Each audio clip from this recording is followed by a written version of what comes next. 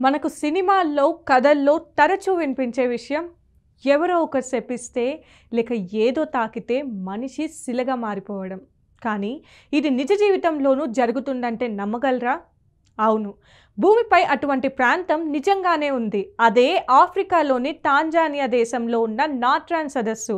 ఈ నాట్రాన్ సదస్సులోని నీరు సాధారణం కాదు. దానిని తాకితే ఏ జీవి అయినా, పక్షి కావచ్చు, జంతువు కావచ్చు, క్షణాల్లో శిలలా మారిపోతుంది. దానికి కారణం ఏంటంటే ఈ సరస్సు పక్కనే ఒక అగ్నిపర్వతం ఉంది. అక్కడి నుంచి వచ్చే రసాయనాలు ముఖ్యంగా సోడియం కార్బోనేట్ మరియు సోడియం బైకార్బోనేట్లు నీటిలో కలుస్తాయి. దీంతో ఆ నీటి pH విలువ 10.5 కంటే ఎక్కువ అవుతుంది. అంటే ఆ నీరు బలమైన కాస్టిక్ సోడా లాంటిది. అంతేకాదు ఈ నీటి ఉష్ణోగ్రత 140 డిగ్రీల వరకు చేరుతుంది. ఆ వేడి వల్ల నీరు లేత గులాబీ రంగులోకి మారుతుంది. ఈ కాంబినేషన్ వల్ల ఏ జీవి ఆ నీటిని తాకినా ఆ శరీర కణాలు కాల్సిఫై అయ్యి చివరికి రాతి శిలలా మారిపోతాయి. ఇప్పటికీ శాస్త్రవేత్తలు ఈ సరస్సులో చనిపోయిన పక్షులను, జంతువులను పూర్తిగా శిలలా మారిపోయిన దృశ్యాలను కనుగొన్నారు. ఇంట్రెస్టింగ్ విషయం ఏంటంటే పూర్వం ఈజిప్టియన్లు మమ్మీలను తయారు చేయడానికి ఈ నాట్రాన్ నీటినే వాడేవారని చెప్తారు. కాబట్టి మనం కథల్లో వినిపించే శిలా శాపం